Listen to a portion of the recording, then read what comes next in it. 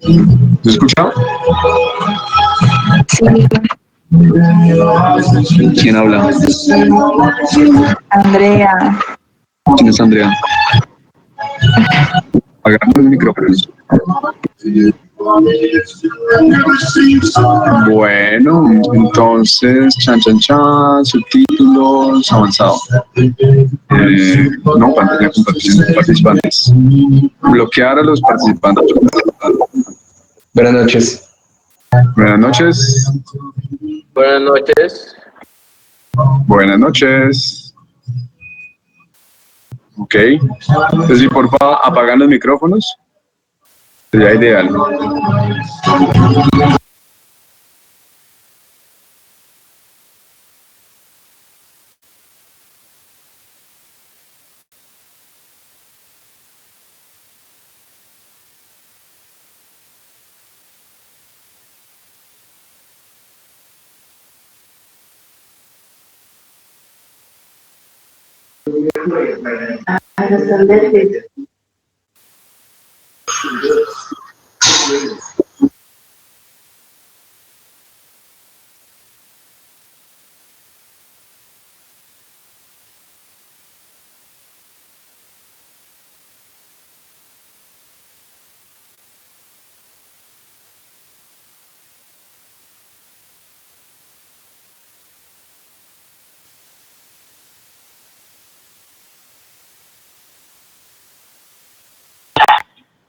Ya me conecto un momentico, por favor.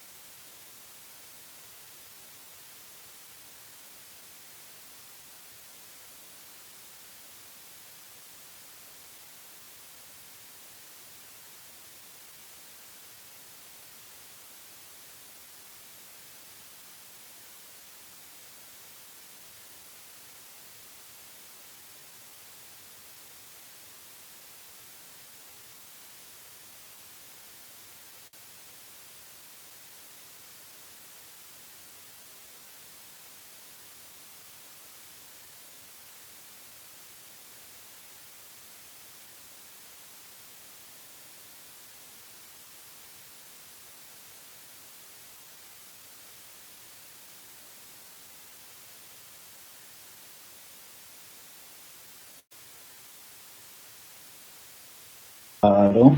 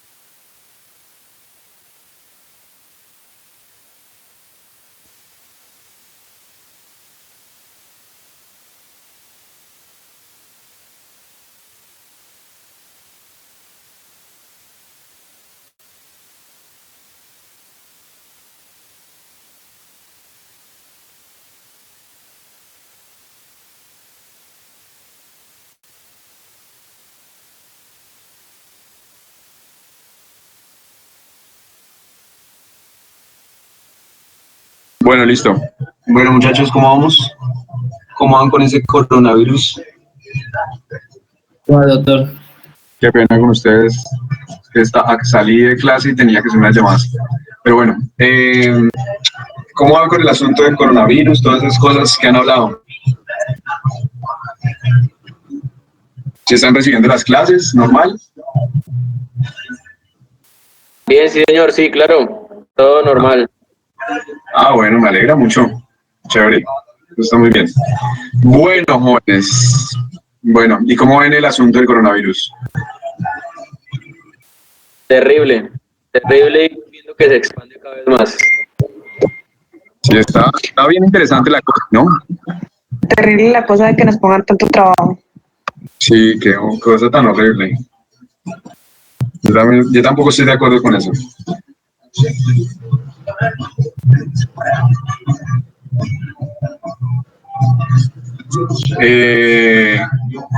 Pero bueno, pues cuando se están utilizando medios, entonces ya pues la gente tiene que también apropiarse del conocimiento, ¿no?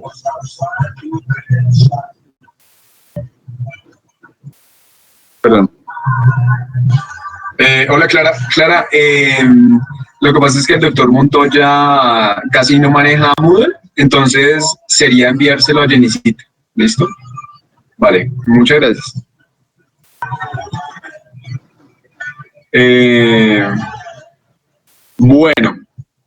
Bueno, pues sí, está complicado. ¿Sí vieron que ya secuenciaron el primer genoma del virus acá en Colombia? Estuvo, Eso nos estaban diciendo que en Santa Marta, ¿no? ¿quién les contó? Doctor Norton. Ah, sí, se hizo la secuenciación y hay varias cosas que son interesantes de eso, ¿no? Si vieron el mapa filogenético del virus, me parece bien interesante. No, ese sí no lo vimos. Pero ¿dónde se puede encontrar? Ya les comparto acá.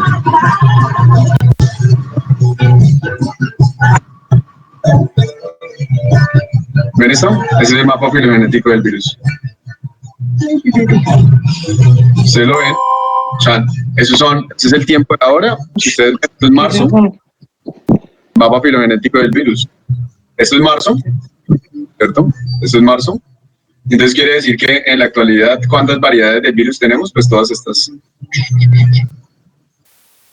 Por mutación ha variado todo esto. Y las que están en Colombia son dos. Son esta. ¿Sí? Y esta, si ustedes se dan cuenta, vienen de lugares diferentes. Esta viene de Wuhan, de China, y esta de acá viene de Inglaterra. Bien, esta viene, el antepasado es este, China, y el antepasado común de este es Reino Unido. Reino Unido, Suiza y Holanda. Y el antepasado de ese es Reino Unido. O sea que tenemos dos variedades distintas de virus acá. Chun, chun, chun, chun. Y ustedes ven acá. ¿La variedad es grande, doctor, o son muy similares? No, pues es grandísima. Mire el mapa. El mapa quiere decir que todo este es el clado propio de esta variedad. ¿Sí? Y este es el clado propio de esta variedad. O sea, son dos ramas distintas. Fíjense que de acá, los dos vienen de la rama principal, que es el antepasado común, que es esta línea, que es Wuhan, que es China. ¿Sí? Y ahí se separa, y la variedad de China y Singapur sigue acá, chan, chan, chan, y luego va a Reino Unido, y luego va acá, y finalmente llega a Colombia. En cambio, el de acá viene China, solo China, y viene hasta acá. Entonces, genéticamente son bien distintos. ¿Sí? Y eso es bien particular, ¿por qué? Porque a mí me parece, el más interesante me parece me parece el más interesante ese clado, que ese clado pertenece a las otras variedades que hay en América. Esto es Estados Unidos, principalmente. Fíjense que todas las variedades de Estados Unidos provienen de uno solo. En cambio, las de Colombia vienen de dos lados diferentes. Esto simplemente lo que nos muestra es que tiene mucho que ver con lo que vamos a hablar el día de hoy, que es sobre vulnerabilidad. Y es lo que nos muestra es que estos bichos evolucionan mucho más rápido que nosotros y por lo tanto ese cuento de la vacuna, pues la vacuna está embolatada. Madre. Está embolatada en términos seguros, graves. Entonces, por eso es bien interesante ese virus. Hasta ahí me ha parecido interesante. Bueno, entonces, bueno, la vez anterior, entonces habíamos estado hablando de cuáles eran de ética en escenarios de emergencia y pusimos el caso del COVID, cuáles eran los eventos o los momentos los principios que hay que discutir alrededor de esto. Si ustedes se han dado cuenta o si han estado en contacto con todo lo que está ocurriendo en la actualidad del COVID, si han visto una de las preocupaciones más grandes que hay es todo este asunto de qué va a pasar en el momento en el que tengamos que hacer esas reparticiones, todo el asunto que tiene que ver con justicia distributiva. Todo eso es lo que más se ha discutido en la actualidad. ¿Sí? Ya comenzaron a salir las guías, ya el gobierno, el Estado, nosotros el Estado colombiano ya tiene unos lineamientos éticos, ya sacó los lineamientos éticos a partir de unas recomendaciones que se habían hecho en el departamento donde nosotros trabajamos, y ya tenemos lineamientos éticos para tomar de decisiones en esos sentidos. Sin embargo, hay un montón de preguntas más que están ocurriendo, ¿sí? Hay muchas otras cosas que se están discutiendo en estos momentos en términos de ética. Entonces, bueno, la última parte que era lo que íbamos a hablar era sobre el asunto de las voluntades anticipadas en estados de epidemia, ¿sí? Que era lo último que nos faltaba, y era que lo primero es que independiente de que nosotros estemos en estado de pandemia, hay el principio de autonomía, hay que tenerlo en cuenta. ¿Sí? Dice que uno podría decir, bueno, la autonomía hasta cierto punto puede ser de una u otra manera en estados de pandemia, puede ser regulada, puede ser, digámoslo, reprimida un poco en estados de pandemia. Sin embargo, cuando vamos a tomar decisiones sobre la vida de las personas, la autonomía se puede seguir, se debe tener en cuenta en ciertos escenarios, como por ejemplo los escenarios de voluntades anticipadas, ¿sí? Es decir, hay que tener en cuenta que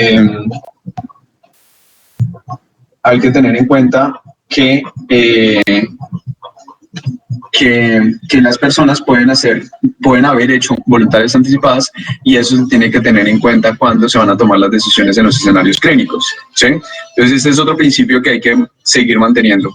El de autonomía también está discutiéndose en la actualidad en términos de investigación, ¿no?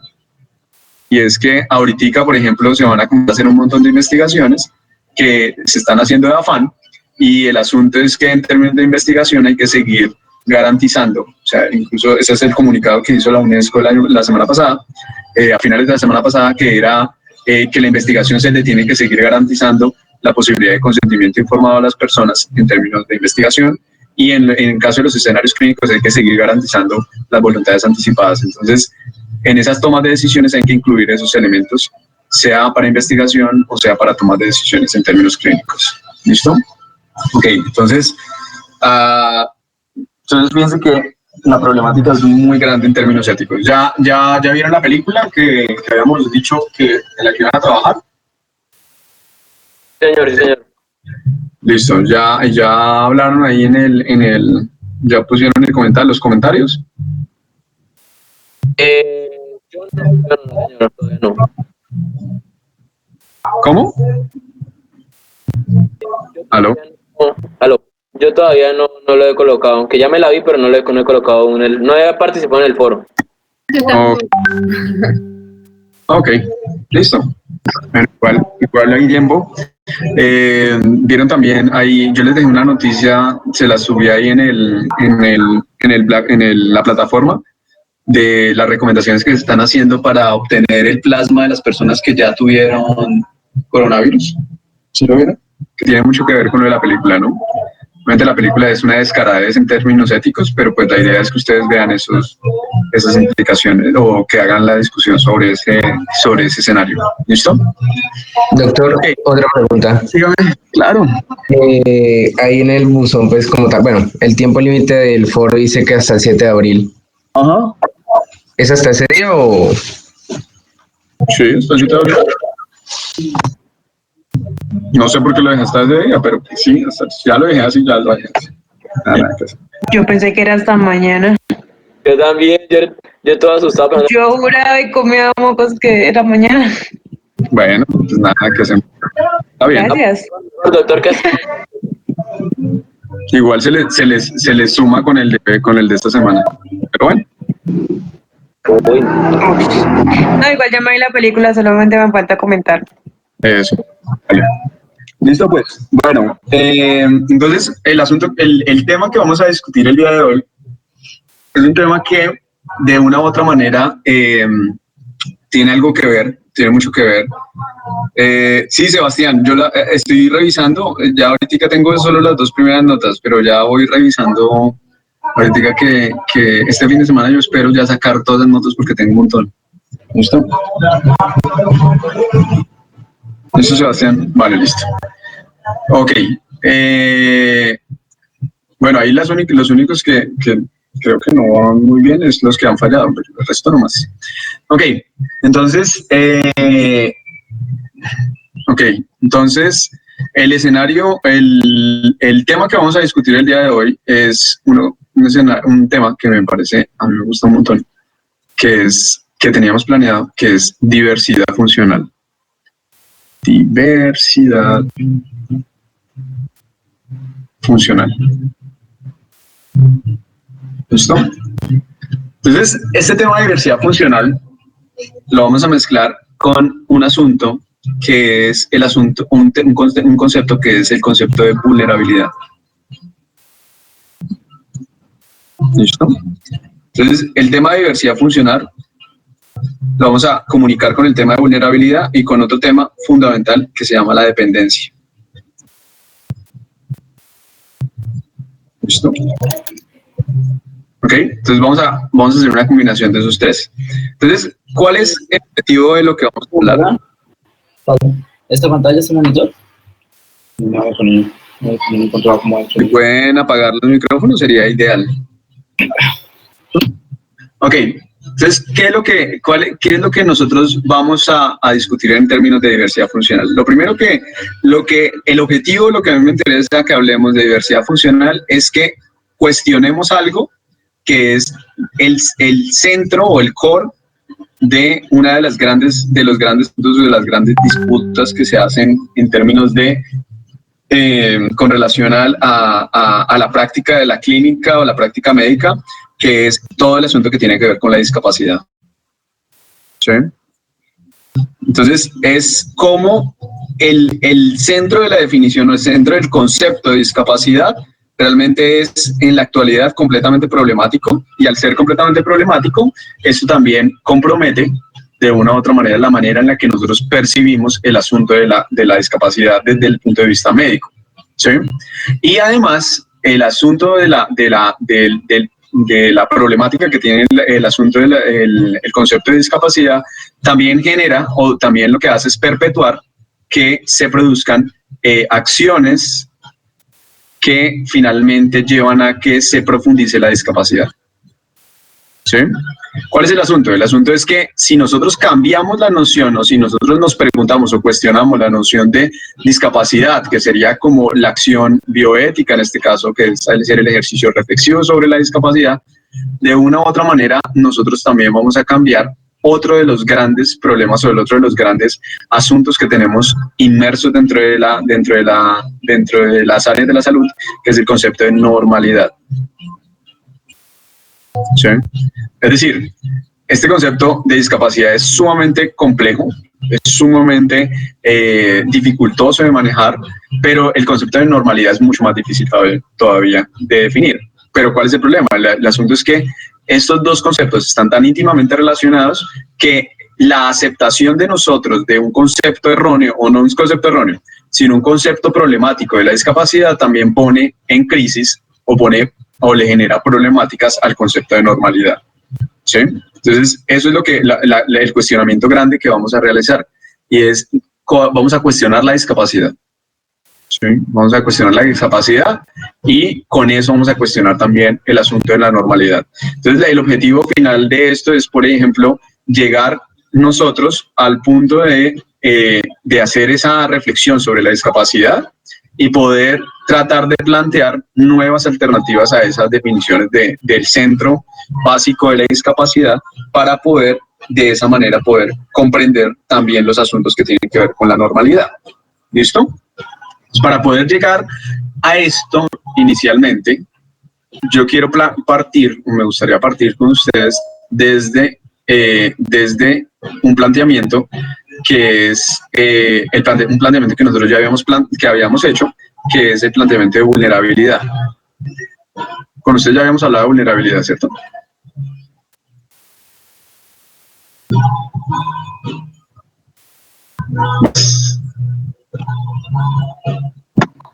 Que yo me acuerde, no, doctor, no me acuerdo. Con ustedes ya habíamos hablado de vulnerabilidad, ¿no? Vulnerabilidad ontológica, vulnerabilidad especial, todo ese tipo de cosas, ¿no? Sí. Bueno.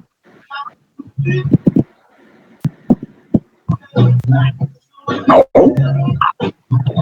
No. Bueno.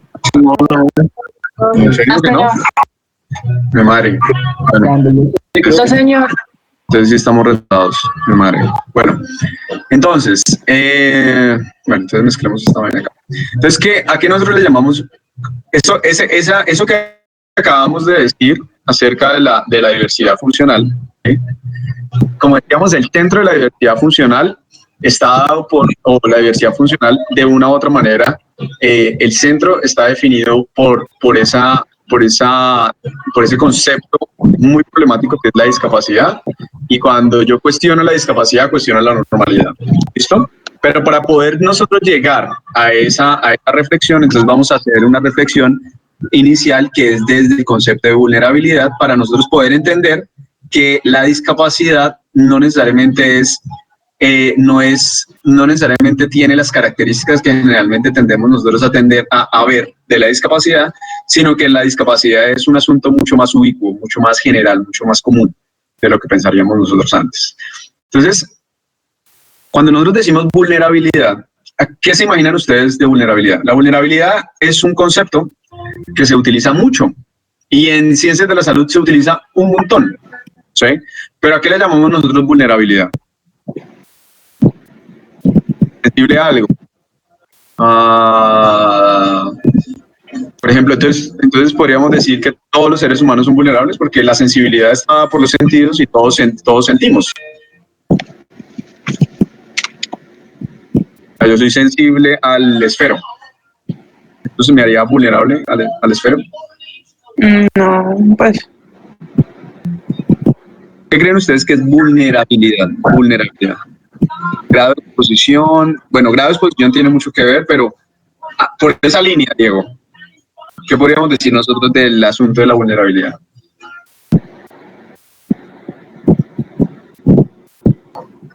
Es como más susceptible o... Eso. Pero dice riesgo de una... ¿O susceptibilidad? ¿Quién está hablando? Perdón. ¿Atahualpa? No, en ese momento Angélica, creo. Sí, Soledad. Entonces tú dices riesgo de una persona, pero ¿riesgo de qué, Flori? Ahí sale Flori. ¿No es Flori? Sí, ahí sí está Flori. A peligros inminentes. Listo. Eso que comenta Flori es bien interesante. Listo. Entonces, más bien, lo que podríamos hacer es tomarla de lo que nos está diciendo Flori y tratar de definirlo mejor. Entonces, Flori dice, Es el riesgo de una persona a peligros inminentes, no sé, como a desastres o a enfermedades.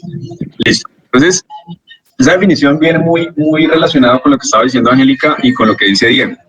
Y es, si nosotros cogemos todo eso y lo resumimos un poquito mejor, lo que podríamos decir es que la vulnerabilidad es una propiedad o una característica. Una capacidad.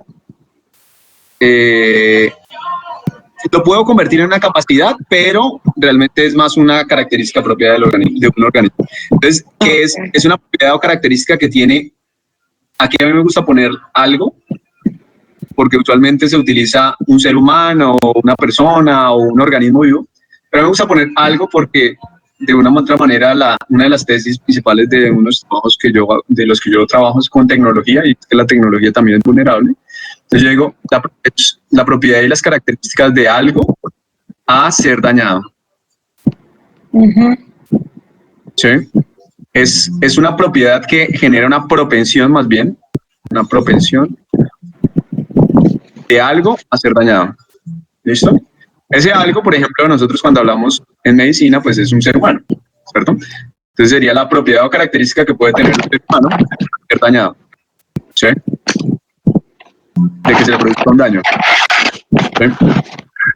Entonces, aquí hay algo muy importante, o algo que es fundamental acá, y es que si un organismo tiene una propensión a ser dañado, ¿sí? Por ejemplo, en este caso un ser humano, tiene una propensión a ser dañado, porque tiene una característica que lo hace propenso a ser dañado.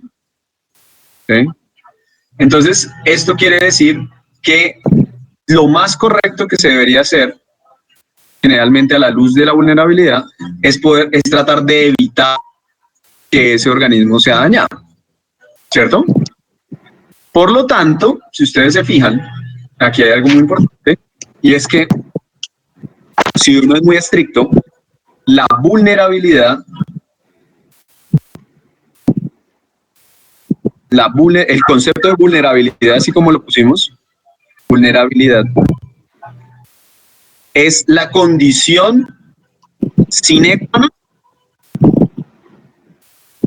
de la bioética.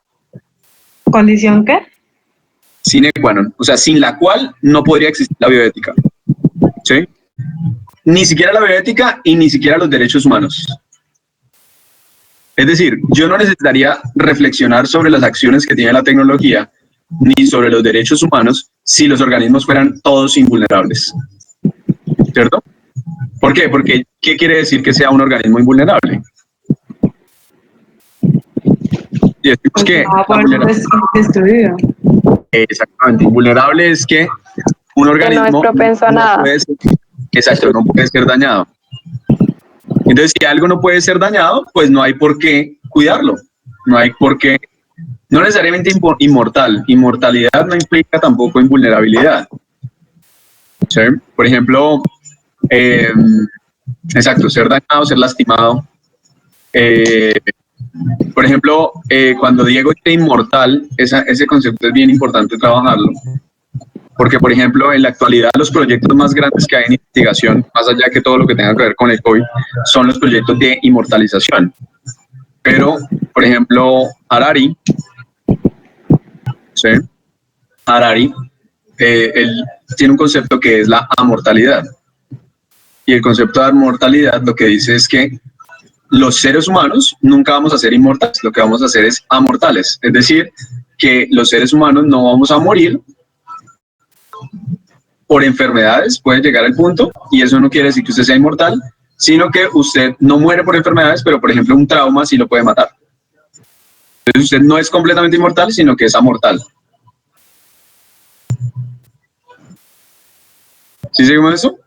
Entonces, independiente de que yo ya logre el punto, o sea, que nosotros logremos el punto en el futuro donde ya no tengamos ninguna enfermedad, en ese momento, cuando no tengamos ninguna enfermedad, eso no quiere decir que no seamos susceptibles a ser dañados. Seguimos siendo susceptibles a ser dañados. Lo que pasa es que el daño va a ser diferente, o se va a transformar las maneras de daño que se le pueden dar. ¿Listo? Entonces esto es clave lo que estamos diciendo, porque cuando nosotros hablamos de vulnerabilidad, cuando nosotros decimos vulnerabilidad, nosotros decimos que ese organismo o ese algo puede ser dañado, ¿sí? No solamente daño físico, puede ser de cualquier tipo, la vulnerabilidad puede ser psicológica, puede ser física, puede ser académica, por ejemplo, de cualquier tipo, ¿sí?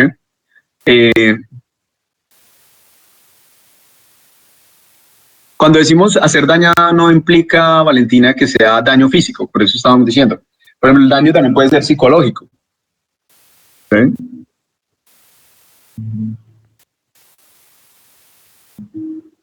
¿Sí? Siempre vamos a ser vulnerables. Siempre. Pero ya vamos para allá, exacto, ya vamos a llegar a ese punto. A ese punto es el que queremos llegar, es que siempre vamos a ser vulnerables. Pero ahora a lo que queremos nosotros, lo que queremos es llegar a ese punto de que vamos a ser vulnerables. ¿Listo? Siempre. ¿Ok?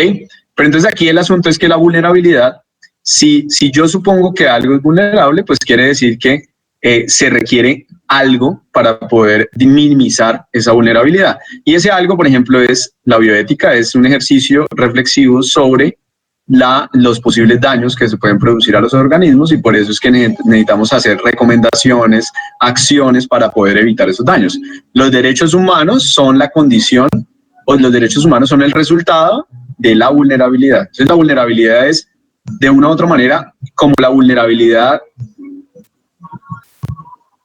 es a priori a la bioética, a los derechos humanos, uno podría decir que la vulnerabilidad puede servir como un ejercicio fundacional o de fundamentación de la bioética y de los derechos humanos, ¿sí? Por eso esto ya no se habla de la vulnerabilidad en seco, sino del principio de vulnerabilidad. ¿Sí? Entonces fíjense que nosotros habíamos hablado de esos 4 famosos principios: no maleficencia, beneficencia, autonomía, justicia, pero detrás de todos ellos, ¿qué hay? Hay un principio más grande que podría ser el principio de vulnerabilidad. E incluso cuando uno va a ver los principios bioéticos europeos, uno de ellos es ese, la vulnerabilidad, porque es el que permite que todos los demás ocurran, ¿sí? Pues el que permite, o el que da las condiciones de que estos existan o que estos aparezcan, ¿sí? Entonces el principio de vulnerabilidad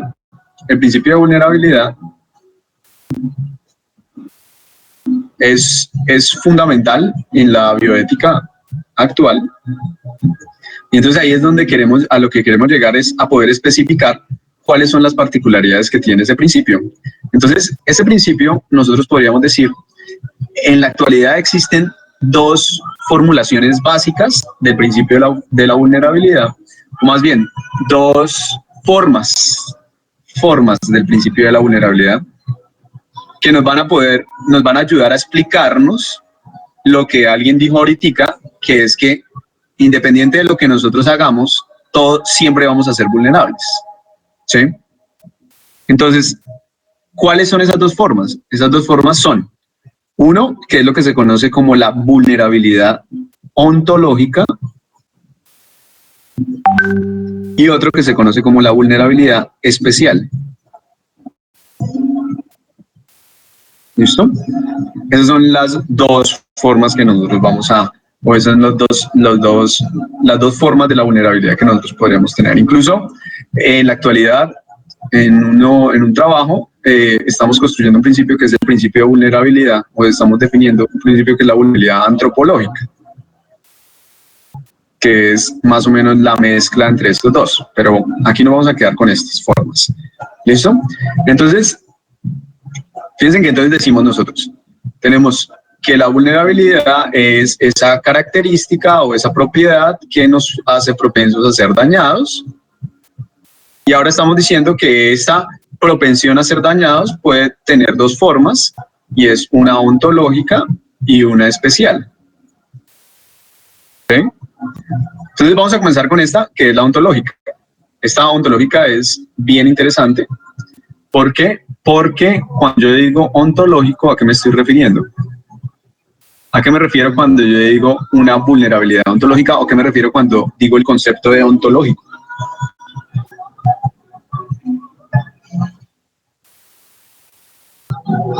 ¿Qué creen que es? ¿Qué quiere decir ontológico? No, eso es deontológico. Entonces Flori dice, ontológico es el deber ser. No, deontológico es el deber ser. Y si es el ser propio, el ser como tal de las cosas, no es el deber, sino el ser solamente. Exactamente. ¿Quién? ¿Santiago? Oscar Sánchez. Oscar. Entonces, ontológico, ¿qué quiere decir? El ser. Podríamos ponerle unos términos un poquito más complejos, heideggerianos, que es el ser en sí. ¿Sí? Es el ser en sí. Es la cosa en sí o el ser en sí, el algo en sí. Eso sería lo ontológico. Entonces, por ejemplo, cuando yo digo lo ontológico del ser humano es ¿qué? Es el ser humano. O sea, es el ser humano como ser humano, en sí como humano. No con todas sus subjetividades, sino es en sí el ser humano. ¿Sí? Entonces, cuando yo digo una vulnerabilidad ontológica, quiere decir que el ser en sí, por ejemplo, si estamos hablando de un ser humano, el ser en sí humano, ¿sí? Es vulnerable. ¿Sí? Y entonces, para poder entender este asunto del ser en sí vulnerable, la vulnerabilidad ontológica, nosotros recurrimos a diferentes herramientas o a diferentes estructuras conceptuales que son biológicas y evolutivas. ¿Sí? Y afortunadamente ustedes vieron evolución conmigo, entonces van a recordar muchas cosas de estas. Entonces, cuando nosotros hablamos de que hay unas nociones biológicas y evolutivas del ser en sí, que en este caso sería el ser humano, el que nos interesa a nosotros, es que esos procesos biológicos y evolutivos hacen que ese ser sea vulnerable en sí mismo. Entonces, evolutivamente, por ejemplo, el ser humano, la evolución lo hizo vulnerable ontológicamente. ¿Sí? ¿Por qué? Porque si nosotros entendemos el ser humano como un proceso evolutivo, ¿sí? Entendido generalmente como un proceso evolutivo como se entiende biológicamente el ser humano, fíjense que el ser humano, ¿qué resultó siendo? El ser humano resultó siendo un organismo que tiene una mente supremamente poderosa porque la evolución le dejó la razón, ¿cierto? Pero algo que ya hemos hablado es que la evolución le dejó al ser humano un cuerpo completamente precario. ¿Sí? Por eso decíamos que la bioética tenía sentido, porque la bioética tiene sentido en cuanto que los organismos estamos corporizados, ¿cierto? Y entonces este cuerpo que nosotros tenemos, es un cuerpo completamente precario. ¿Sí? Y es precario en diferentes formas. Por ejemplo, cuando nosotros decíamos, ¿se acuerdan cuando hablábamos de técnica y tecnología? Decíamos, si ese ser humano se enfrenta contra, digámoslo así, yo no sé dibujar leones, pero vamos a dibujar una cosita así. ¿Sí? No parece un león, pero bueno. Entonces se enfrenta contra un león. ¿Sí? Entonces, el león generalmente tiene las de ganar, porque el león tiene muchísimo más fuerza en términos musculares que el ser humano. Pero el ser humano, al tener la razón, lo que puede hacer es generar estrategias para poder vencer al león. Si el ser humano no tiene esto, no va a poder vencer, ¿cierto? Pero entonces el ser humano, la evolución, ¿qué fue lo que le dejó? La evolución generalmente produce, como decía en algún momento Huxley, dice, la evolución genera ganadores y perdedores. No solo ganadores y perdedores en términos podríamos decir, no solo en términos de extinción-expansión, por ejemplo, que los perdedores son los que se extinguen, extinción, y estos son los que se expanden, sino que al interior del mismo organismo, o sea, en términos ontológicos, los organismos también tienen ganancias y pérdidas desde el punto de vista evolutivo. Entonces, ¿el ser humano qué fue lo que ganó? El ser humano lo que ganó fue la razón, y a través de la razón tiene la capacidad de poder entender el mundo y disponerse frente al mundo, pero lo que perdió fue capacidades corporales. Entonces, por ejemplo, la reproducción de los seres humanos es precaria, la fuerza de los seres humanos es precaria, ¿sí? La capacidad para resistir a entornos hostiles es precaria, ¿sí? La capacidad para resistir, por ejemplo, debajo del agua es precaria, ¿sí? Por ejemplo, nuestra capacidad para relacionarnos con los virus es precaria, ¿sí? Que es lo que está pasando en este momento. En este momento, como decíamos la otra vez, el coronavirus no es algo que fue inventado en un laboratorio para matar a los seres humanos, sino que el coronavirus es un proceso evolutivo, es un evento netamente evolutivo, y es un organismo que evoluciona, como vimos en el mapa filogenético, por eso también se los mostré, y fíjense que es un bichito que es un virus que en menos de 3 meses ha evolucionado un montón, diferente a lo que hacen los seres humanos. Entonces los seres humanos no tenemos tanta capacidad evolutiva, y por lo tanto un virus de eso nos puede acabar, porque corporalmente somos susceptibles a eso, ¿sí? Entonces, evolutivamente nosotros adquirimos un montón de estrategias. Fíjense, ¿y con qué estamos respondiendo nosotros contra el virus? ¿Sí se dan cuenta? Con la razón. Estamos utilizando la ciencia, estamos usando la tecnología, todo el resultado de la razón para defendernos de nuestro cuerpo precario que no puede responder contra un virus. ¿Sí seguimos esto?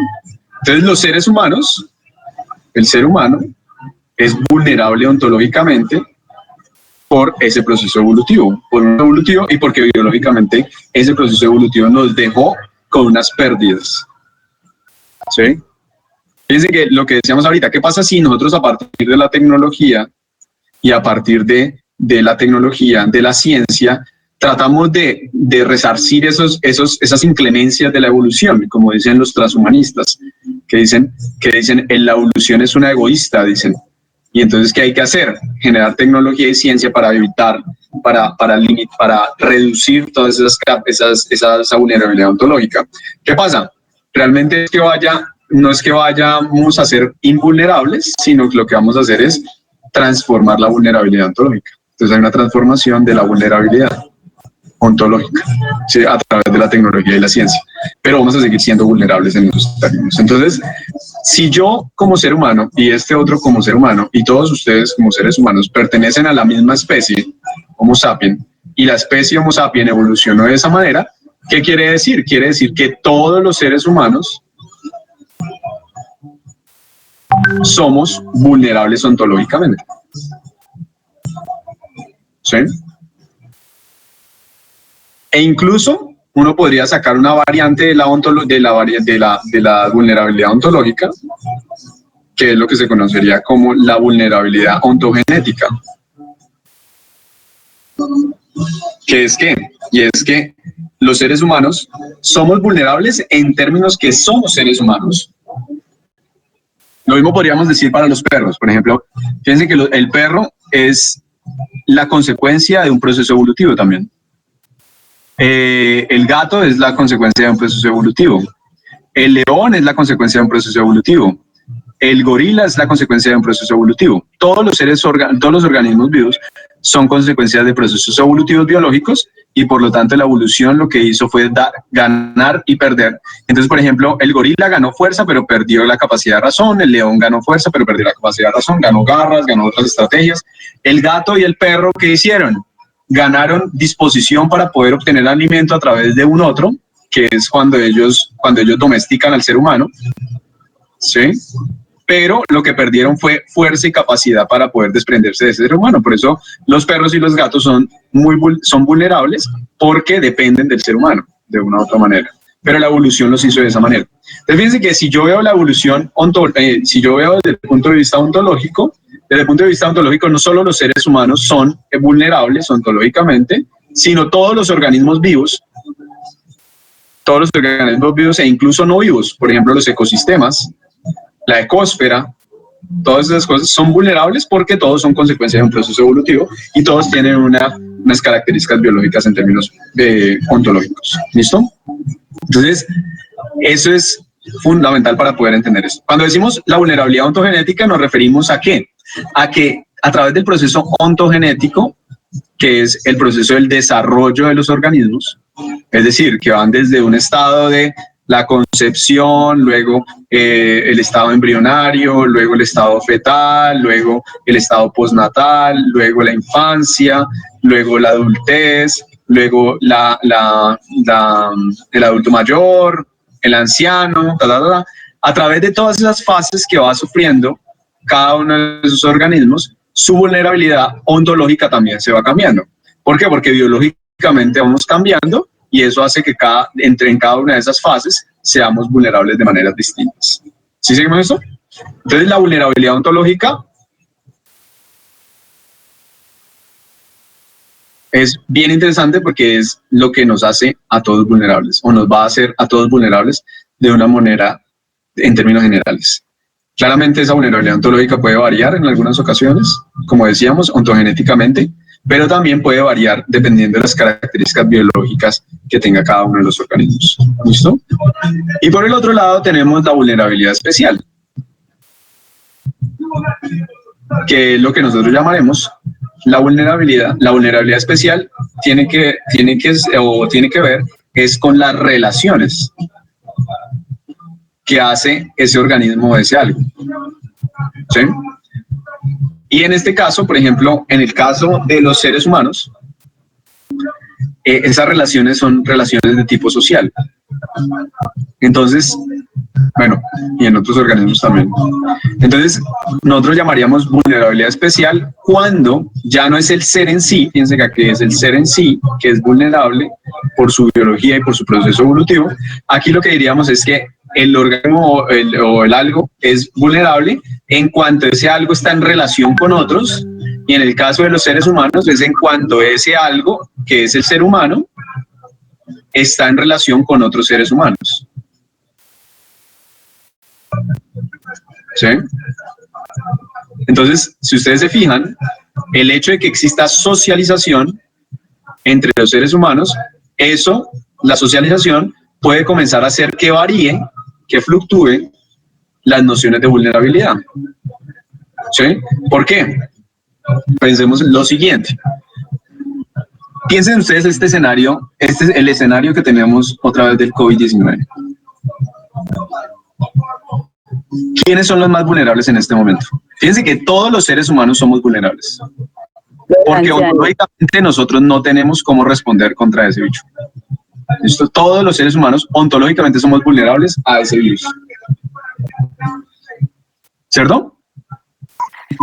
Pero de todos los seres humanos que hay acá, que existen en la actualidad, ¿cuáles son los seres humanos que por sus relaciones o sus condiciones sociales son más vulnerables a ser dañados por ese virus?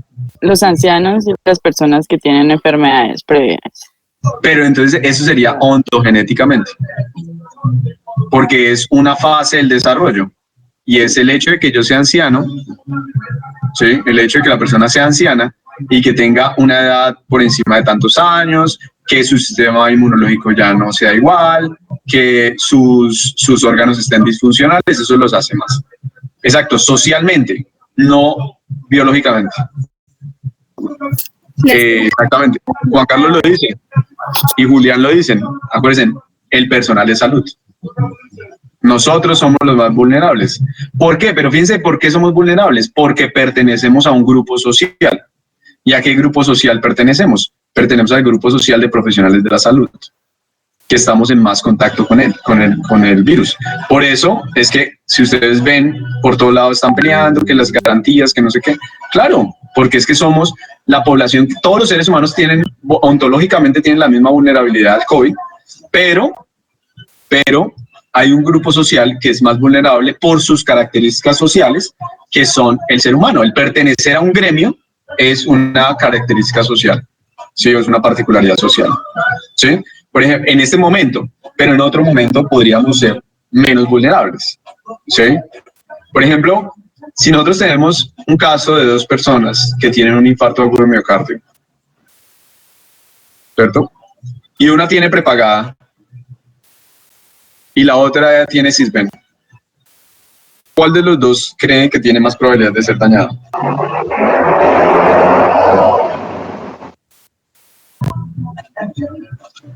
El de la prepagada, dice Duan. ¿Por qué el de la prepagada?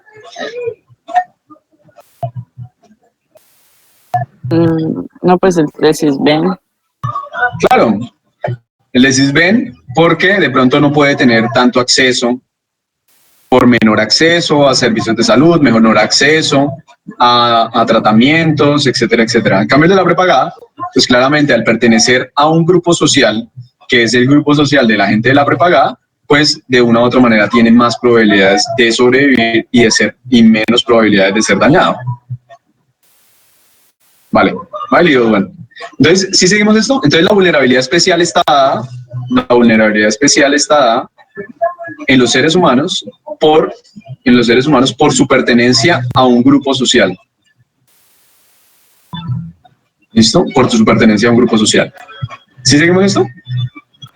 Entonces, entonces piensen que desde el punto de vista ontológico y desde el punto de vista especial, si yo digo los seres humanos son vulnerables ontológicamente, pero también no hay un ser humano en la actualidad que no esté en contacto o que no tenga relación con otro ser humano.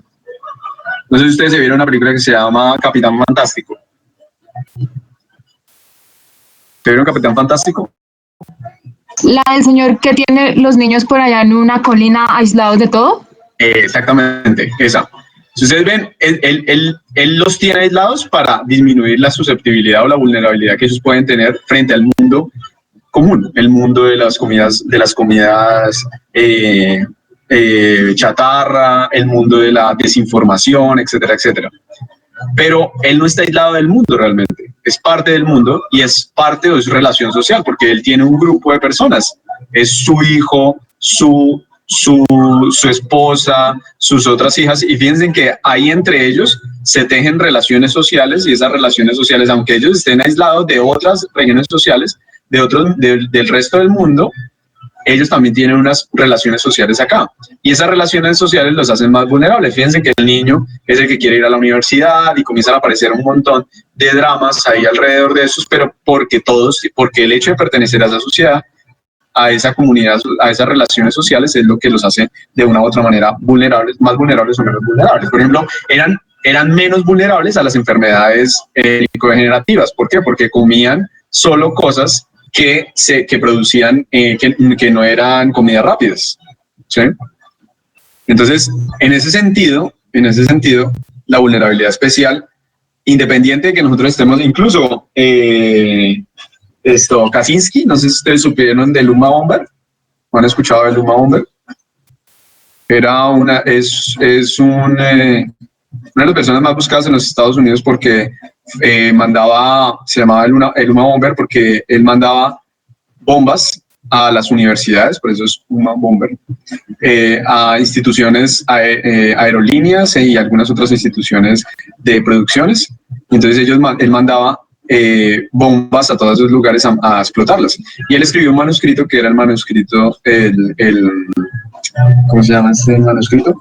Se me olvidó. Es el manuscrito acerca de la tecnología o una cosa así que no me acuerdo. Y era que él mandaba esas bombas a todas esas personas, pero él era un matemático que se encerró por allá en una chocita por allá en el bosque y se encerró solito. Pero fíjense que él mantenía relaciones con el mundo, por eso mandaba bombas incluso. Entonces, no hay un ser humano en la actualidad que no tenga relaciones con otro ser humano, ¿sí? Entonces, por lo tanto, siempre que haya una relación social y siempre que estemos biologizados y corporizados y seamos producto de un proceso evolutivo, somos vulnerables. Entonces, era lo que decíamos al principio. Todos somos vulnerables. Y exactamente, y eso es algo fundamental acá. Nosotros no vamos a ser vulnerables. Todos tenemos riesgo de ser dañados, etc. ¿Qué es frío un cuarto? Carlos.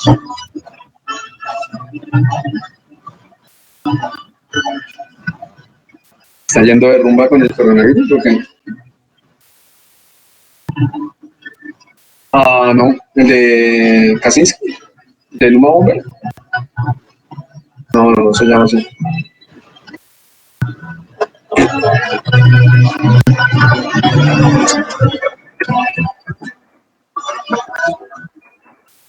Kaczynski, el manuscrito se llama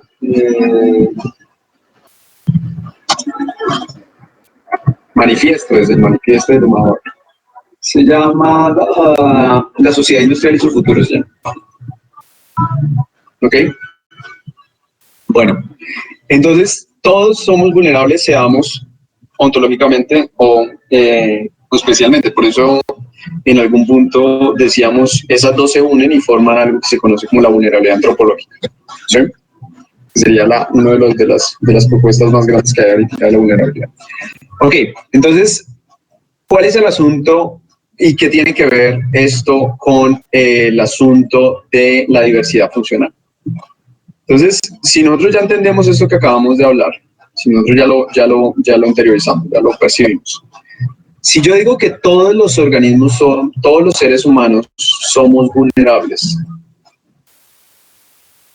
e incluso si yo cambio las medidas para reducir la vulnerabilidad, pueden aparecer nuevas formas de vulnerabilidad, quiere decir que de una u otra manera, todos los seres humanos, no importa el momento en donde nosotros estemos, de una u otra forma vamos a ser dependientes. Siempre hay una dependencia, ¿sí? Esa dependencia nosotros la vemos en el ser humano, por ejemplo, en muchos momentos. Por ejemplo, el ser humano enfermo, ¿sí? El ser humano enfermo de una u otra manera es dependiente.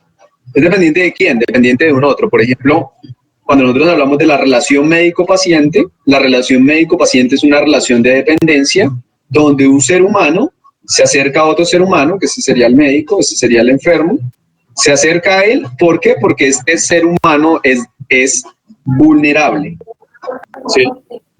Y esa vulnerabilidad lo que le va a generar dependencia sobre un otro. ¿Sí seguimos esto? Entonces, el hecho que nosotros seamos vulnerables por enfermedad nos hace dependientes. El hecho de que un niño recién nacido, fíjense que los niños recién nacidos no son independientes, necesitan de un otro, entonces ahí hay una dependencia. Los ancianos son dependientes, necesitan de eso. Hay un estado en donde nosotros generalmente nos percibimos como independientes, que es ese estado entre la niñez y la tercera edad, que es cuando somos adultos jóvenes.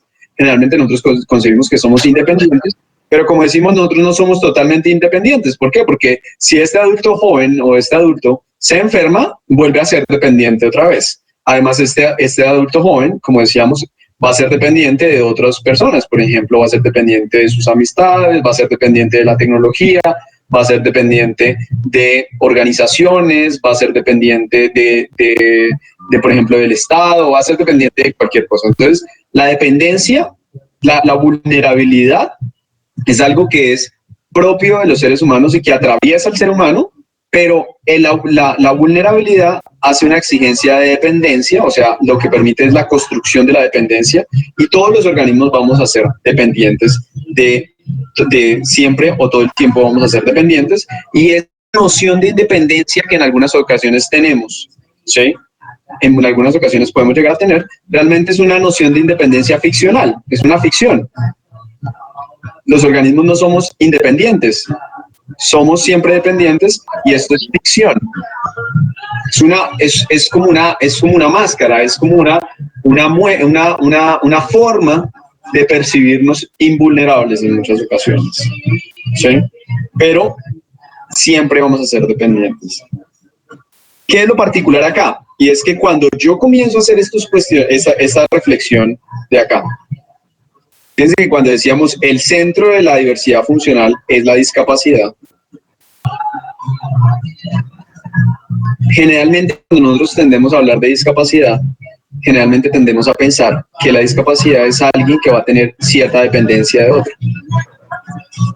Pero fíjense que nosotros ya estábamos diciendo, acabamos de llegar a decir que todos nosotros somos dependientes, ¿cierto?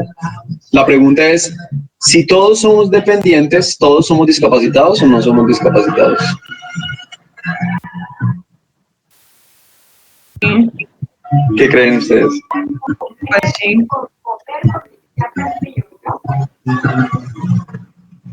Fíjense que ahí comenzamos a tener los problemas, y es la noción, el espíritu y la definición de discapacidad generalmente no se ajusta a lo que estamos diciendo acá.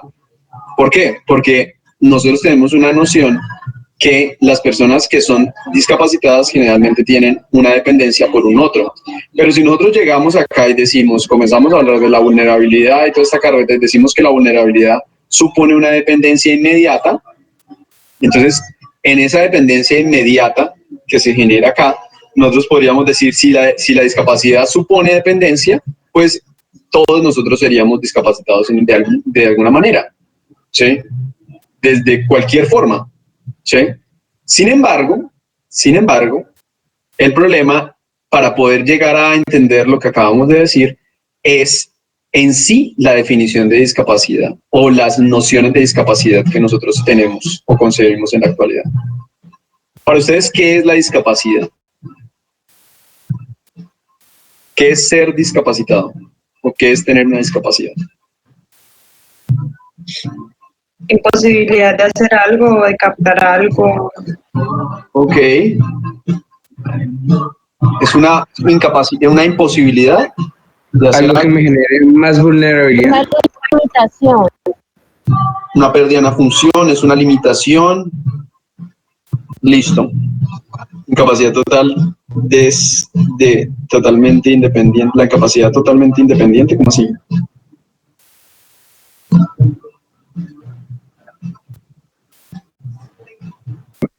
Yo creo que quiso decir la incapacidad de ser totalmente independiente. Ok, listo. Pero acuérdense que ya habíamos dicho que ser totalmente independiente es una cosa casi utópica, ser totalmente independiente. Pero podría funcionar. Listo. Entonces, ¿cuál es el asunto de la discapacidad? El asunto es que dentro de todas las definiciones que ustedes dieran, hay algo inmerso que es precisamente a lo que queremos llegar. Y es que el centro, el núcleo de la discapacidad, como la percibimos y como la entendemos en la actualidad, es lo que se llamaría en teoría de discapacidad una definición de la discapacidad en términos médicos.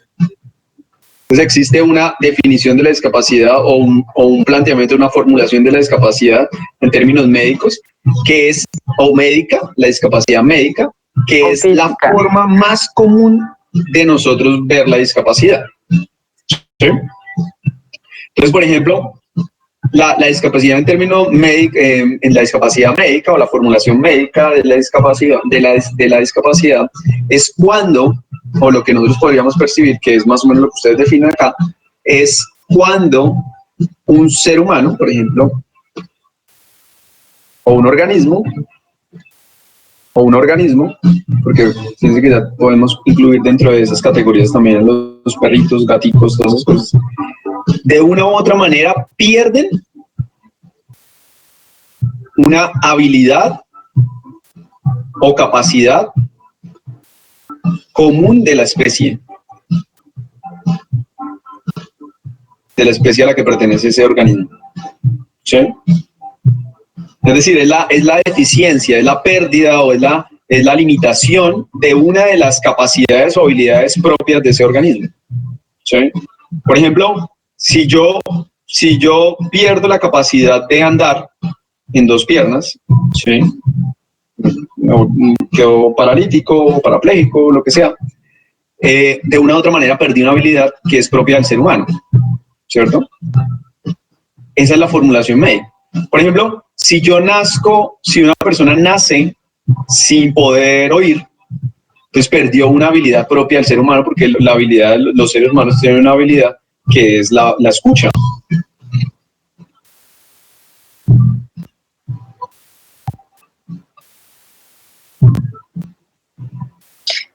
concuerdo con lo que dice Duan. También pues yo lo entendería como una discapacidad, digamos, por un tiempo o un periodo sería a lo que usted quiere hacer, pero no es capaz, pero es como algo, no sé, mental, como algo, pero pues, O sea, bueno, no todos tenemos como esa discapacidad.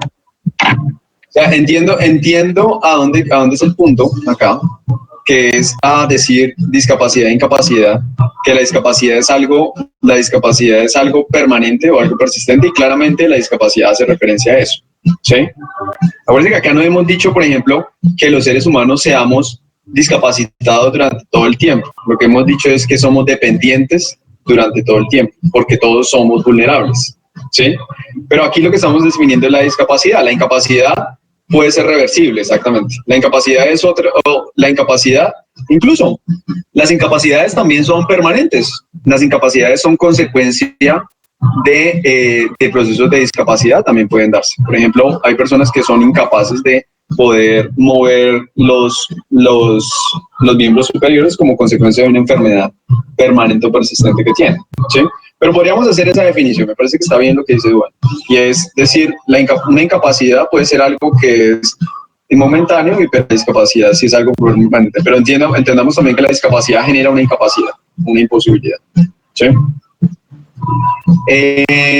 Entonces, cuando nosotros decimos en términos la formulación médica de la discapacidad, recordemos, acá volvamos a la discapacidad, quiere decir que ese organismo perdió una habilidad o pierde una habilidad o una característica que es común para esa especie, ¿sí? ¿Listo? Entonces,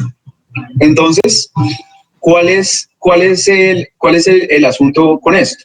Y es que si realmente esto funciona, o sea, aquí lo que queremos es cuestionar, finalmente a lo que queremos llegar es a cuestionar este postulado o esta formulación de la discapacidad. Y es si realmente esto funciona.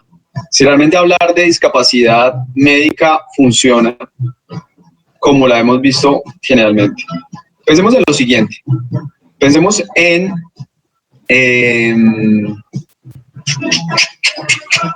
pensemos en algo que es la miopía. ¿Cuántos de los que están acá son miopes? Yo soy miope. Yo. Y nosotros vamos a ver, aquí pues, es posible que el 60% de las personas sean miopes y otro tanto sean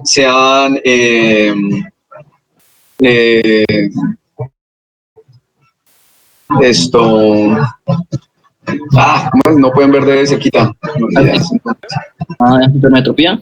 Hipermetropía, ¿cierto? Tengan hipermetropía, ¿cierto? Entonces podemos tener que varios pueden ser miopes o hipermetropes. La pregunta es, o el asunto aquí es si de una u otra manera estuviéramos por allá hace 100.000 años. Y fuéramos miopes hace 100.000 años. ¿Seríamos discapacitados o no seríamos discapacitados? Sí. Pues claro, hace 100.000 años no existían las gafas, pero poder no ver de lejos, por ejemplo, los cazadores recolectores, ¿sí? Generalmente tenían que poder ver de lejos porque les tocaba cazar precisamente, ¿cierto? Entonces la miopía era un rasgo que de una u otra manera generaba una discapacidad para esa persona, en esa sociedad o en esa comunidad en la que existía y en ese momento en el que existía. Pero en la actualidad, ¿somos discapacitados en términos médicos?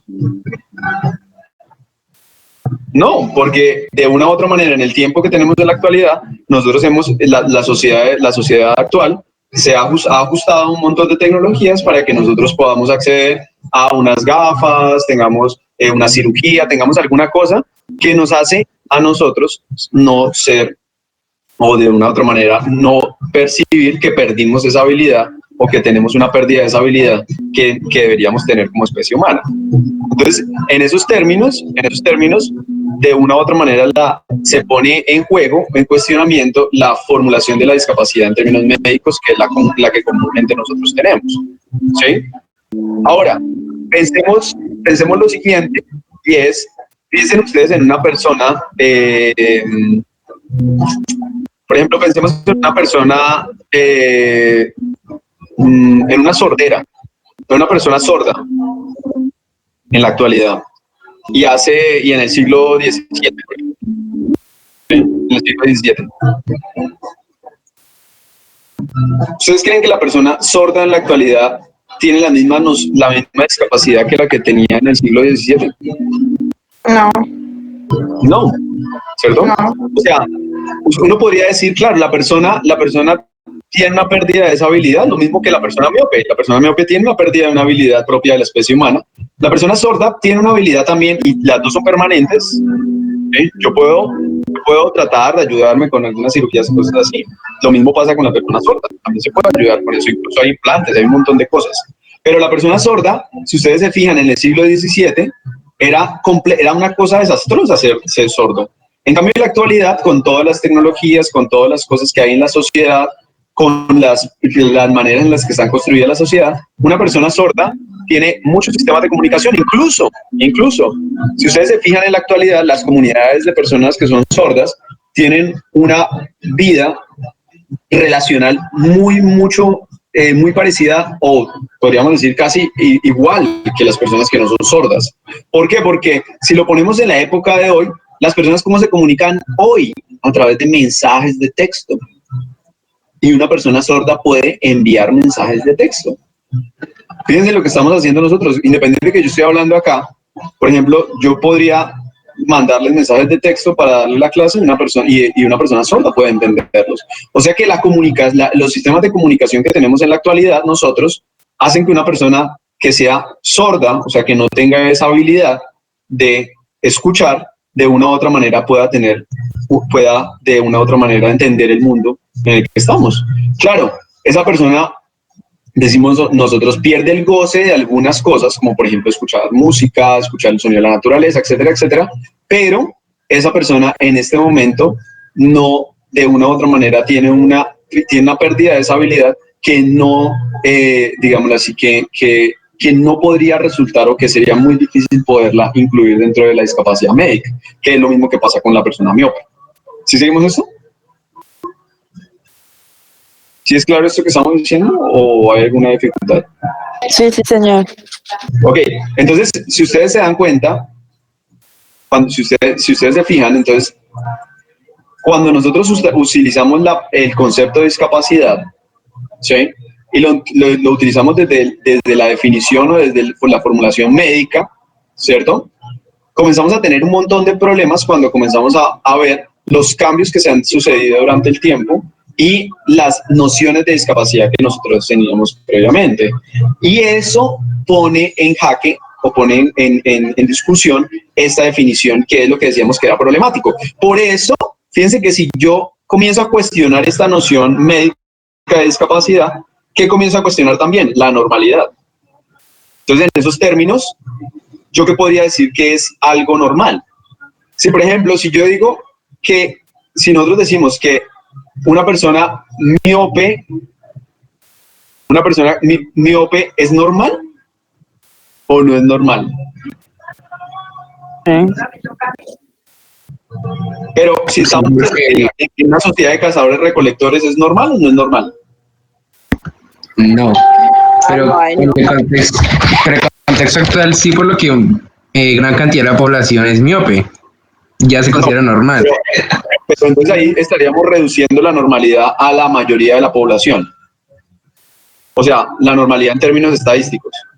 O sea, cuando usted dice normalidad en términos estadísticos, entonces usted dice todo lo que está entre las dos desviaciones estándar cabe con el 95% de las personas, ¿cierto? 95.6% de las personas, ¿cierto? Entonces usted diría, claro, esto es normalidad, ¿sí? Entre la población.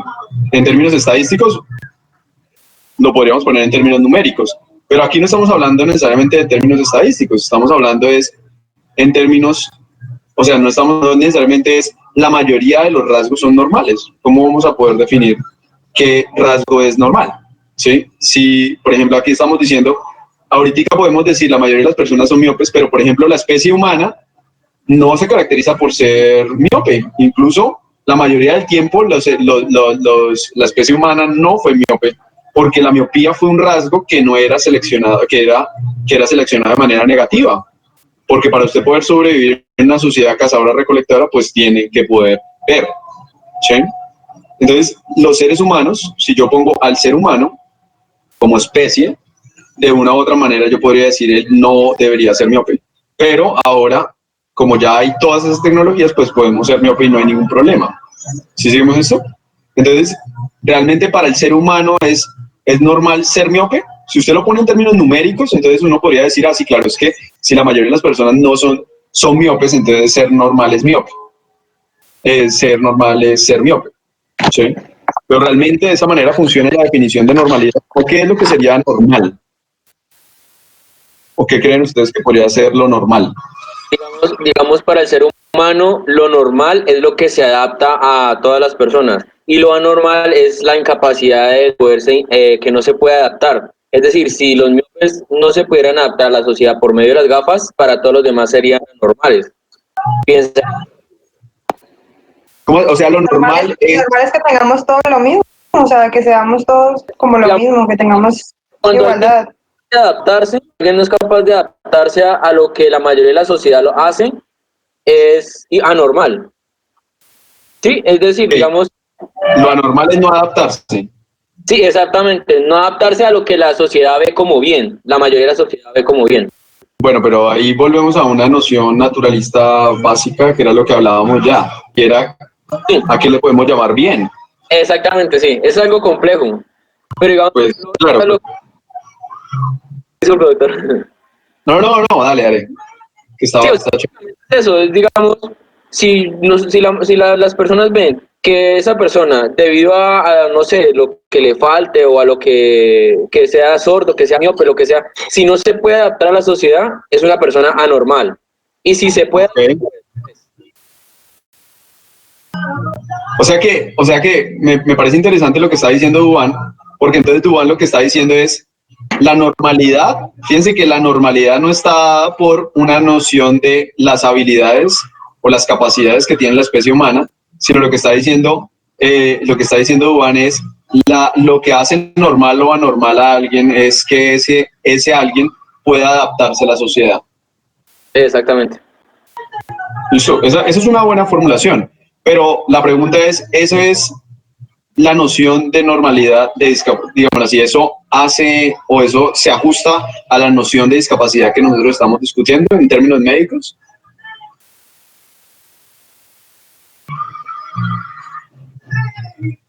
No, ¿cierto?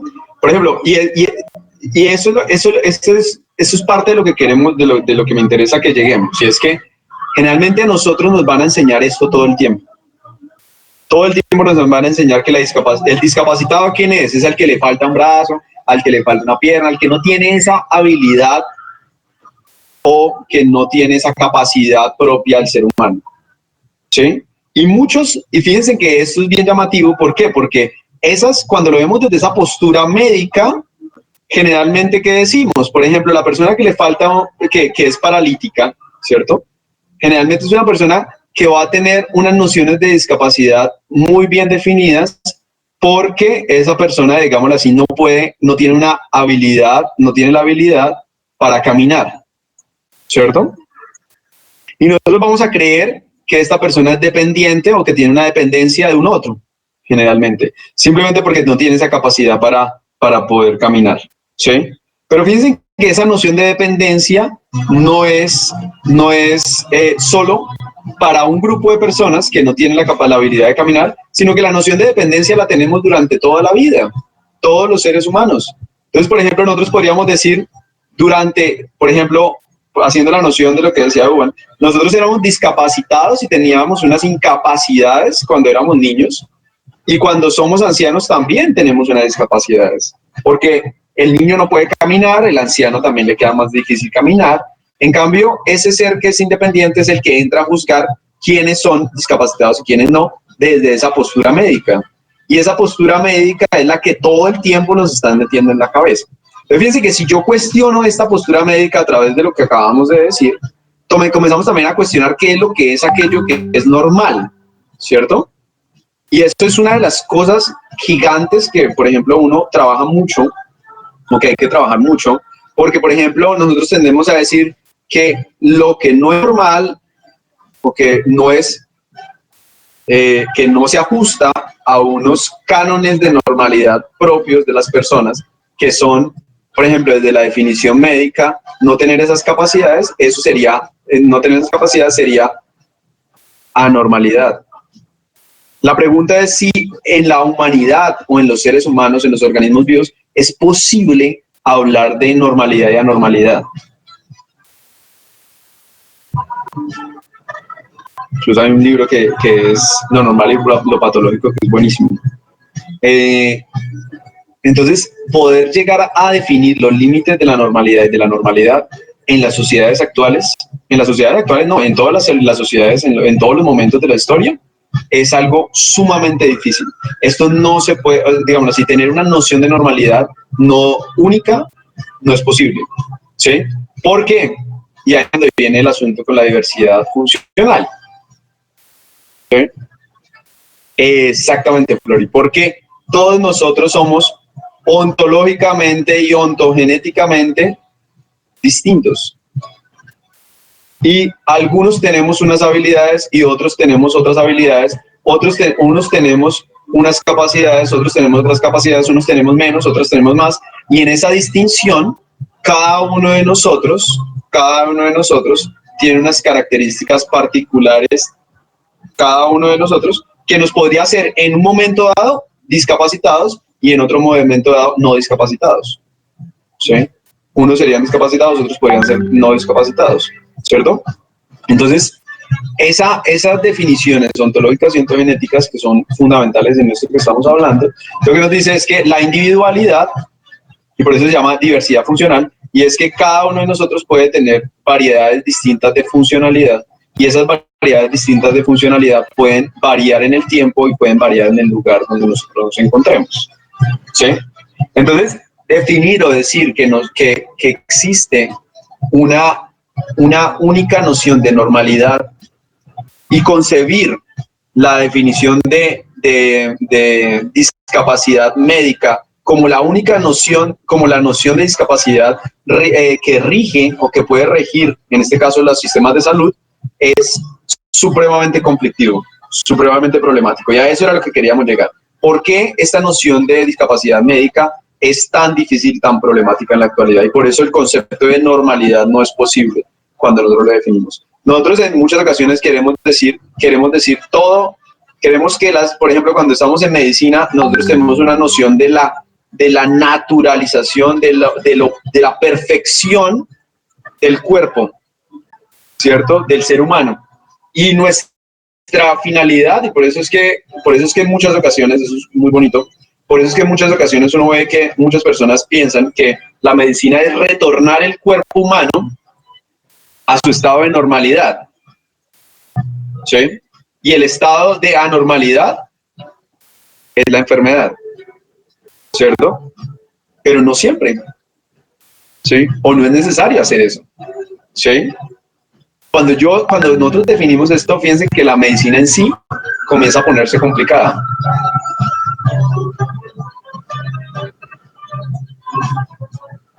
Esos ejemplos que da Flori es algo complicado, y es, por ejemplo, si una persona es exitosa, sin brazos, sin piernas, ¿tiene discapacidad o no tiene discapacidad? Exacto, Flori. Por ejemplo, una persona con ELA, con esclerosis lateral amiotrófica, que no puede moverse, ¿es discapacitado o no es discapacitado? Esas son preguntas que se le hacen a la noción de discapacidad que todos nosotros tenemos, la discapacidad médica. Por eso, hablar de discapacidad es muy, muy bonito, es muy interesante, porque eso nos pone a cuestionarnos a qué es lo que le llamamos normal y anormal, ¿sí? ¿Qué es lo que yo llamo normal y anormal? Por ejemplo, Flori hace esos dos ejemplos que me parecen maravillosísimos, y es, personas que no tienen brazos y piernas alcanzan un éxito, ¿sí? Éxitos mundiales. Una persona con ELA, que es exitosa también, ¿realmente podríamos llamarlos que son discapacitados o no son discapacitados? ¿Sí? Claro, son como, digamos, los que pintan cuadros con los pies, ya que no tienen brazos también, pues. Exacto, sí, pero entonces la cuestión es, ¿eso es ser discapacitado o no ser discapacitado? Sí. Desde el punto de vista de la discapacidad médica, eso es podría ser una discapacidad, pero fíjense que esas personas pueden tener mayor cantidad de logros que cualquier persona que sí tenga brazos y tenga piernas. ¿Sí? Desde el punto de vista por de la ejemplo, discapacidad médica podría ser. ¿Sí? Dale. ¿Aló? bueno, es que yo sí, que por ejemplo es que esas personas como tienen como falta de una habilidad no desarrollan más las otras habilidades. No. No sé cómo decirlo. Por ejemplo, digamos en las personas que son ciegas, que agudizan su sentido de escucha. Sí. Claro. O sea, pero eso no quiere decir que esas personas que el hecho de yo ser ciego, entonces agudice mi sentido de escucha. Eso no quiere decir que cualquier otro ser humano no tenga la capacidad de agudizar su sentido de escucha. ¿Sí? Lo único que quiere decir es que esa persona trabajó más para agudizar ese sentido. ¿Sí? Por ejemplo, lo mismo que pasa acá. Tenemos una persona que no tenía brazos ni tenía piernas, pero esa persona alcanzó el éxito por su esfuerzo, por su trabajo, por todo lo que hizo. Lo mismo este señor que es Stephen Hawking. Él alcanzó el éxito en la física a través de su trabajo, independiente de sus habilidades, de su pérdida funcional. Aquí lo que estamos tratando de pensarnos de cuestionar es la discapacidad médica, como la percibimos, que es la pérdida de esa habilidad. Entonces, si yo digo que la discapacidad médica es la pérdida de una habilidad, una capacidad, estas personas son discapacitadas. Pero fíjense que a la luz del mundo, por ejemplo, el ejemplo que ponía el compañero, y es una persona que agudiza otro sentido o que hace actividades para poder entenderse o poder vivir en el mundo, de una u otra manera no lo hace que sea discapacitado. ¿Sí? Pero esa discapacidad de la que estamos hablando ya no sería una discapacidad médica, sería una discapacidad diferente. ¿Sí? Sería una formulación de la discapacidad que es diferente. ¿Y qué formulación de la discapacidad es la que estamos hablando? Es una formulación que es lo que llamamos nosotros, en la teoría de discapacidad, le llamaríamos discapacidad social. Discapacidad social no quiere decir que la sociedad lo hizo discapacitado, ¿sí? Sino que a lo que estamos diciendo, o lo que podríamos decir nosotros aquí, es que la discapacidad no es la discapacidad, vamos a definir de una manera distinta la discapacidad, y es decir, la discapacidad no es la carencia de una habilidad o de una característica propia del ser humano o de la especie, sino que aquí es la dificultad o la inhabilidad o la posibilidad, la dificultad en la posibilidad de poder encajar en un grupo social o de organizarse dentro de un grupo social, ¿sí? En una sociedad. Entonces fíjense que aquí lo que estamos hablando es que ser discapacitado no es esa carencia, no es esto, sino es la sociedad y la construcción de la sociedad la que define cuáles son los parámetros de normalidad y de discapacidad. Por ejemplo, nosotros volvemos otra vez al ejemplo que poníamos de la sordera. Este ejemplo lo vamos a tener porque hay un casito que vamos a ver mañana. ¿Listo? Y ese punto, por ejemplo, una persona sorda, decíamos nosotros, antes era discapacitada, o sea, tenía una discapacidad médica, pero también una discapacidad social, porque la sociedad, de cierta manera, no le ofrecía garantías a esta persona, ¿cierto? Pero en la actualidad, las personas sordas tienen muchas garantías. Digamos, sí, hay universidades para sordos, ¿sí? Hay colegios para sordos, ¿sí? Hay un lenguaje para personas sordas, ¿sí? Hay un montón de cosas que son asuntos de la sociedad que permiten o que hacen que una persona sorda no sea o no parezca que fuera una persona discapacitada. ¿Por qué? Porque se ajusta a la sociedad. Y fíjense que eso se ajusta muy bien con la deducción que hacía Duan, y es que Duan decía es la capacidad de la persona para ajustarse, para adaptarse a la sociedad, ¿sí? Entonces, quien no se adapta a la sociedad, entonces no sería discapacitado. Pero aquí le podemos dar un poquito la vuelta, y es decir, es cómo la sociedad genera las discapacidades, es decir, la manera en la que está construida la sociedad es lo que hace que algunas personas sean discapacitadas o no.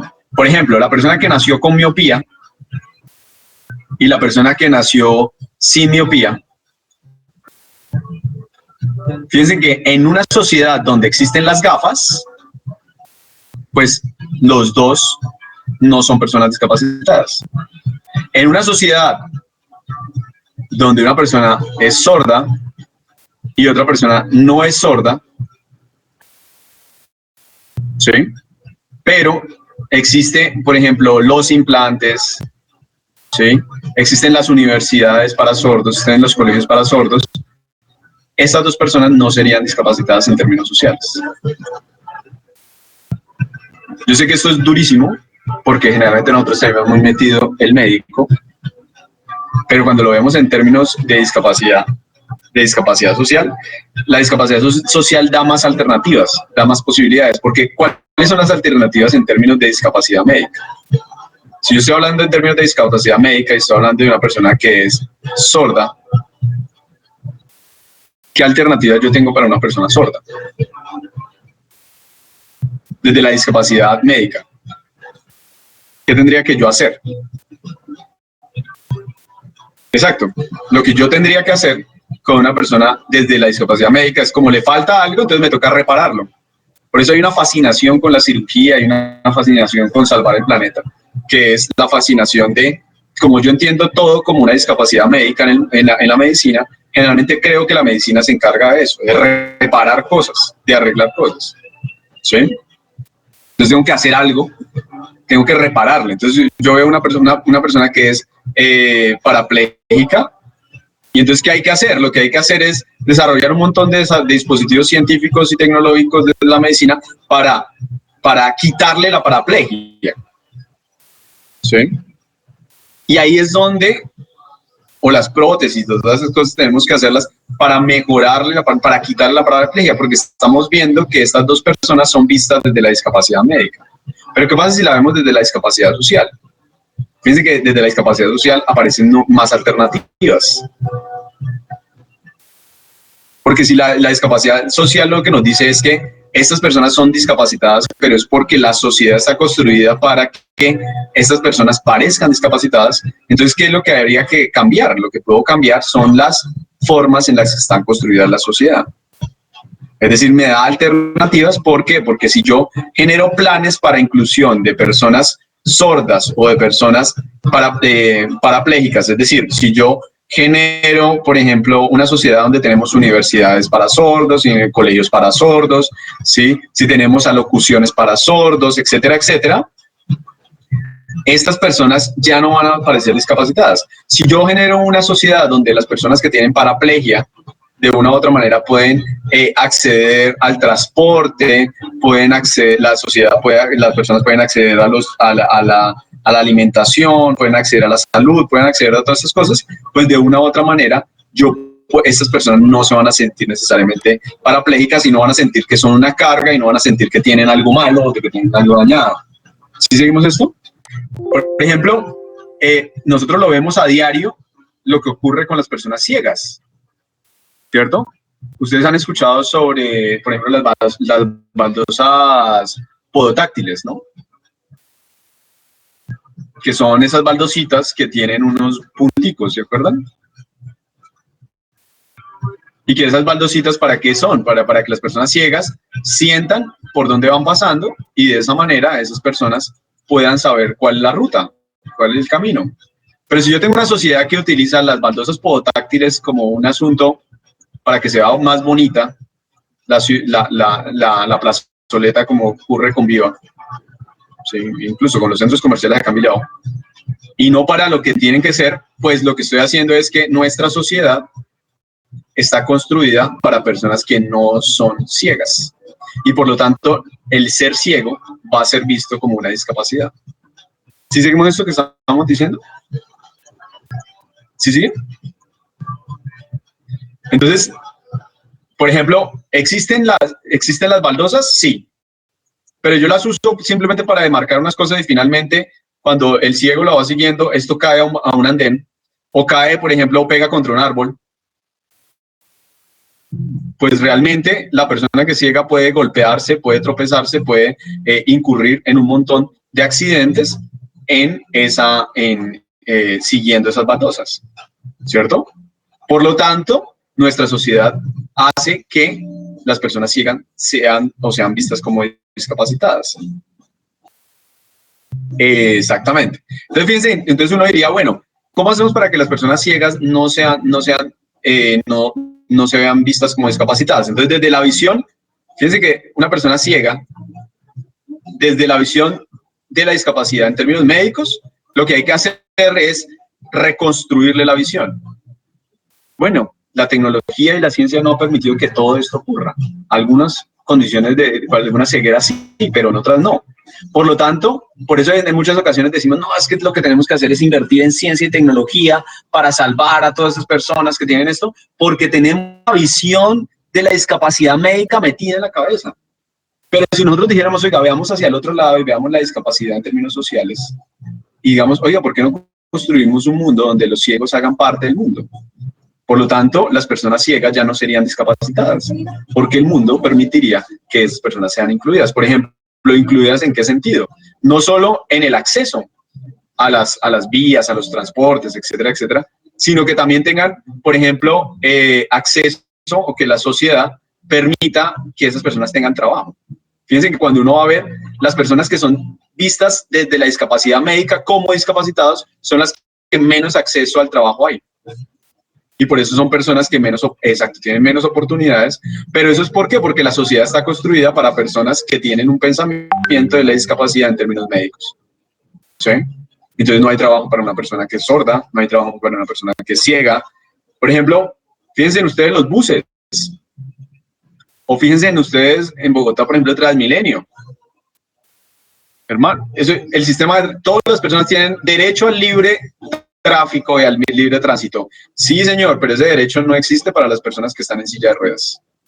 ¿Por qué? Porque ese derecho está hecho para personas que se pueden subir a un bus o a un Transmilenio. Y una persona que está en una silla de ruedas no puede subirse a un bus, no puede subirse al Transmilenio. ¿Sí? Porque no hay cómo. Entonces la sociedad no garantiza y entonces sigue viendo a estas personas como personas discapacitadas. Y fíjense que al ser personas siguen viéndolas como discapacitadas, generalmente tendemos a ponerle la palabra vulnerable. Pero acordémonos que los vulnerables somos todos. ¿Sí? Esa persona que está discapacitada hoy, en algún momento pudo haber no estado discapacitada o pudo haber nacido discapacitada. ¿Sí?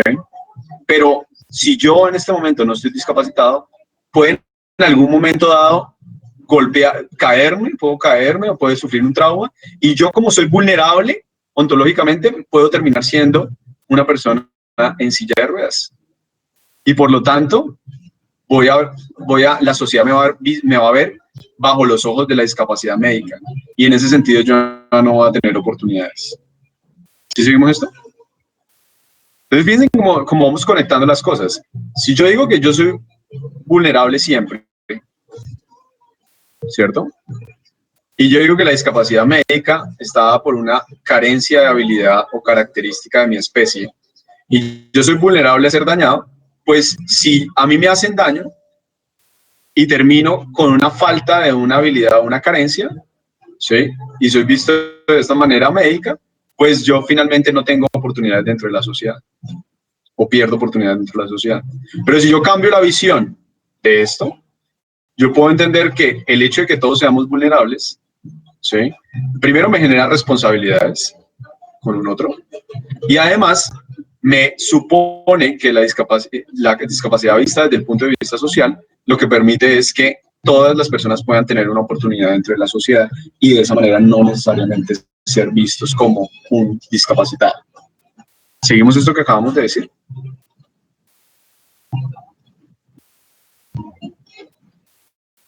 Listo.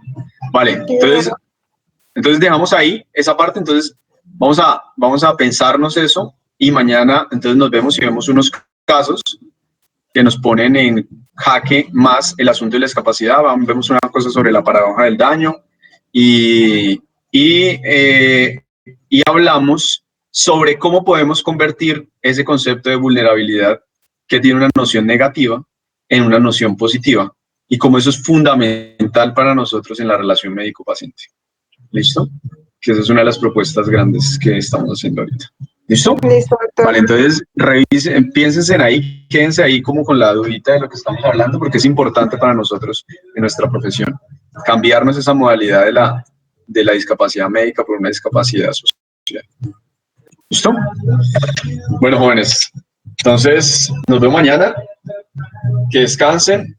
Acuérdense que para esta semana hay otra película que vamos a ver, que es La Familia Beler. ¿Se acuerdan? ¿Cuál película? Ahí en la guía está, pero eran dos. Había una que es La Familia Beler, que la vamos a ver. Hermosa. Es buenísima, ¿no? Chévere, chévere. ¿Listo? Mañana hablamos un poquito de La Familia Beler y la revisamos después en el foro. ¿Listo? Bueno, sí, pues. señor. Vale. Bueno, chao. Chao, se cuidan. Doctor. Chao. Un abrazo. Chao. Gracias, chao. Chao. Gracias a ustedes. Nos vemos mañana. Chao, pues. Chao, doctor. Chao. ¿Qué fastidio, Valentina? ¿Por qué? ¿Qué pasó? Pasa ahora, Jan. Chao, pues.